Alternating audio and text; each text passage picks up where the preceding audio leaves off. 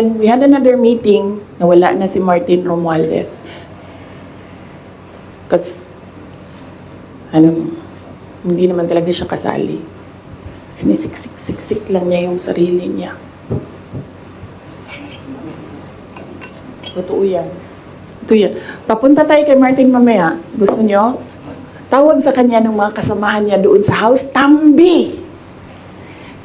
Ambi! For the love of God, presidente ka na. Importante pa ba yung nararamdaman mo? Di ba kapag presidente ka, hindi na importante yung pagod mo, yung luha mo, yung fatigue mo, yung stress mo. Hindi na siya importante. Because when you are president, importante dyan yung nararamdaman ng taong bayan. Yung bansa. Yun yung naisip ko when I heard it na parang talagang may panahon ka mag-isip about deception ng isang babae dyan. Ang dami mong oras. Hindi ba dapat iniisip mo na yung mga taong gutom? Yung presyo ng gasolina? Yung darating na Christmas, kung sino yung maka-afford ng spaghetti, ng mango float, ng mga importante sa Noche Buena, ng mga bahay-bahay. Di ba yun yung... So may panahon ka talaga na mag-isip na, oh, this girl. So, inisip ko, hindi ko nasasagutin. Sandali lang hindi ako nagko-cocaine. Pero sobrang lamig niya na yung sipon. Sir, mangingi ang tissue.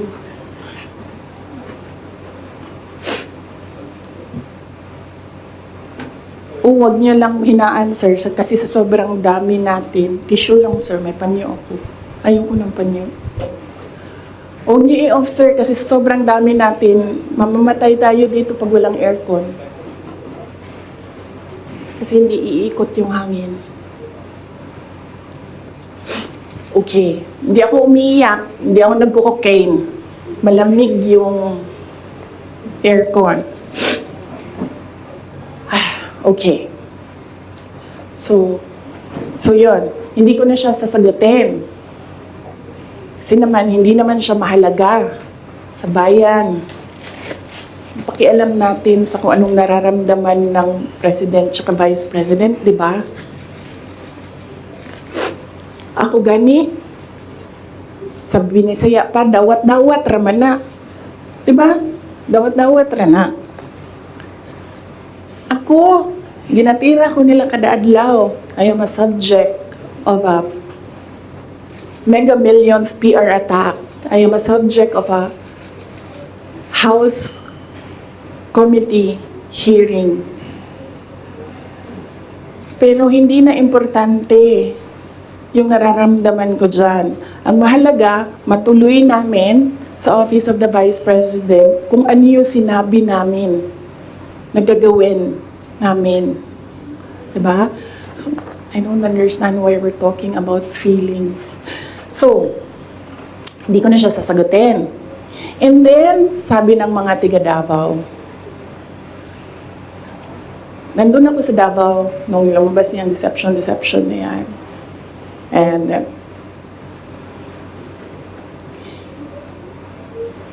iba-iba na yung reaction ng mga tiga Davao. And lahat, hindi maganda yung reaction. Yawa na siya na'y nangilad, siya pa'y nang budol, siya pa'y bagagnaw, nga musulti, nga I was deceived. So I thought, well, I will not talk for myself, but I will talk for all the Filipinos na ang nararamdaman nila ay hindi nabalik ang justice ng boto nila.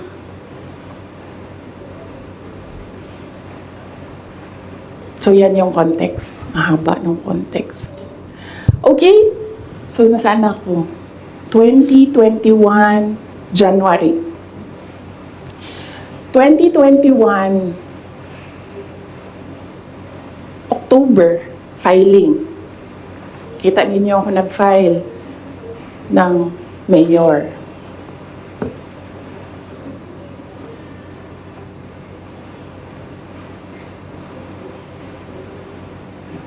Mayor talaga yung tatakbuhan ko. Masakit sa akin na naririnig yung mga tao na we are disappointed in you. Kasi sa pagtakbo ba, dili manggod na siya kanaganing kung ingnan ka sa mga tao nga, daganday mo, dagan na lang ka. Una-una po daw ka. Mundagan ko, o presidente, inganian may tabo. Nagkaroon ako ng SWOT analysis para lang takbo o hindi. Diba? Lahat ng pumapasok sa opisina ko when I was mayor, meron akong paper nakahati ng ganyan. Okay, ikaw, you give me a pro and a con. You give me a positive and a negative running for president. Ganyan yung ginawa ko. And unfortunately, mas madaming negative kaysa sa lumabas na positive. And honestly, sa totoo lang, sabihin ko sa inyo, ang number one doon na positive, ganito lang. Ganito kasimple. Pangarap ko, magkaroon ng effigy na sinusunog. Totoo yan. Because I feel na parang, wow. Sino ba sa inyo, sino ba sa atin ang ginagawa ng effigy? Diba? Sino ba sa atin ang meron talagang tao na hindi matutulog ng ilang araw para gagawa ng effigy tapos susunugin? Diba? So naisip ko, when I become president, meron akong effigy. And susunugin nila and magpapapicture ako doon. Kasi hindi lahat ng tao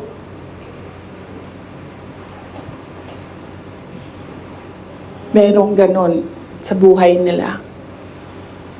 And then another positive was, mapupuntahan ko na lahat ng sulok ng Pilipinas.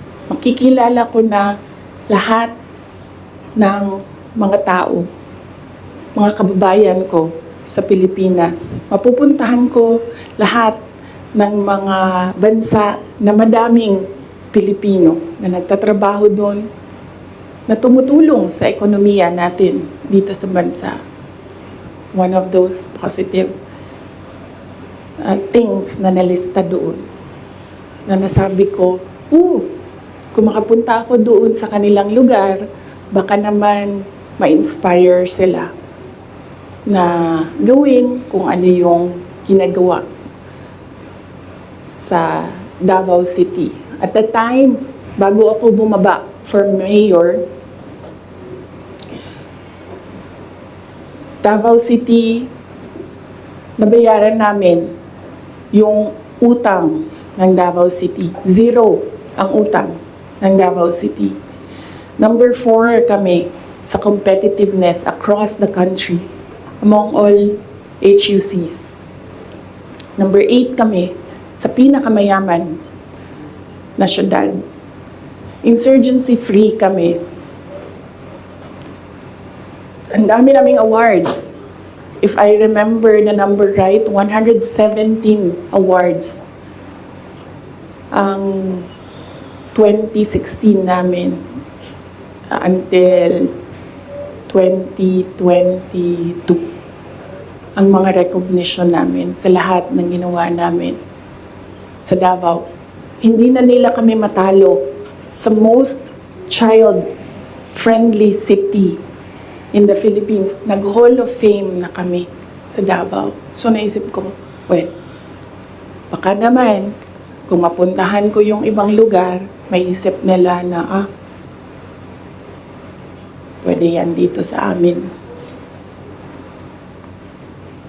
That will improve the quality of life of our kababayans. So anyway, sana ako.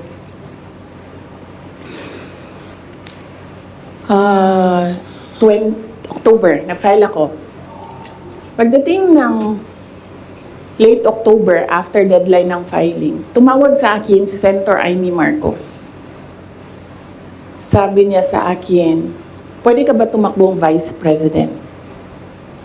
Sabi ko sa kanya, alam mo, hindi ko pa narinig ever na sinabi sa akin na tumakbo akong Vice President. Sabi ko, bakit mo ako nire-request ngayon na tumakbo ang Vice President? And I'm happy that she was honest enough to say, kasi matatalo kami ni Lenny kung hindi mo dalahin ang Bisaya. It was very straightforward. Now, it was all about winning, sinabi niya sa akin. So sabi ko sa kanya, Bisaya naman day ang ato ang giistoryahan dinhi. Tawagan ninyo si Bato de la Rosa. Ask him to slide down to VP. Tumatakbo siyang president. And then ang answer niya was, nah. And then I told her, well, ask PRD to run as your vice president. And then she said, well, that's a closed book already kasi tumatakbo si BG. So, ask BG to run as your vice president. Mga Bisaya na tanan. And then she said na, I don't think kakayanin na manalo kami kay Lenny. And then I said, ask Manny Pacquiao to slide down. He's already running for president. And she said, we already did. And Manny Pacquiao told us that God asked me to run for president. So how can you argue with God? Totoo yan. I don't think she will deny that. Very straightforward naman si Senator Amy Marcos eh. Mainit na siya ngayon.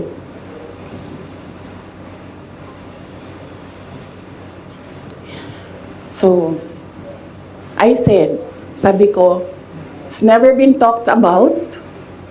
I need to talk to my family and I need to see kung mananalo ba ako for Vice President. Because I've never seen my numbers as Vice President. And then she said, okay, let's talk about it. And then, early November, nandun ako sa Cebu.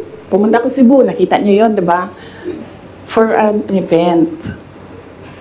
And, nandoon din sila. Hindi ko alam kung bakit sila. When I say sila, si BBM, tsaka si Senator Amy. And, nag-request sila ng pag-uusap din. So sabi ko, okay, mag-usap tayo. Nagkita kami sa bahay ni Martin Romualdez. Kasi gusto umeksena ni Martin Romualdez, gawa siya ng party-party ko noon na birthday. And then pag-upo ko doon sa, I think you see the pictures. Umupo ako sa couch, na tabi ko si BBM. Sinabihan ko siya, huwag ka maniwala sa kanila. Huwag ka maniwala sa mga taong nagsasabi sa iyo na tatakbo akong president. Hindi ako tatakbong president, sinabi ko na yan. So sabi niya, yes, I know. Sinabi mo na rin yan noong pumunta kami during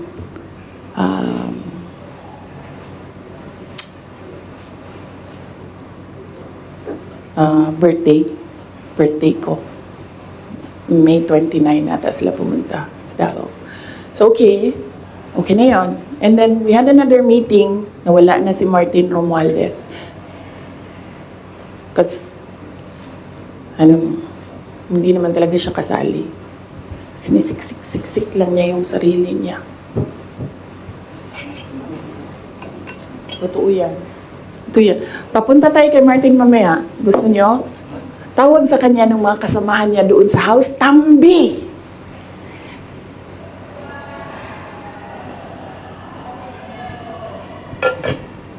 Anyway, nagkaroon kami ng ibang meeting. Sa Cebu pa rin. Face to face. Ako, BBM, Senator Amy, and one other person. He's a private citizen. Hindi ako nagpaalam sa kanya na sasabihin ko na nandoon siya. So may isang tao pa doon who can say that this really happened. So sabi ko, again, I've not seen my numbers. Kung mananalo ako. Sabi ko, okay lang sa akin tumakbong Vice President. Sabi ko, number one, siguro man ma-reduce konti ang disappointment ng mga tao sa hindi ko pagtakbong president. I think may intindihan na nila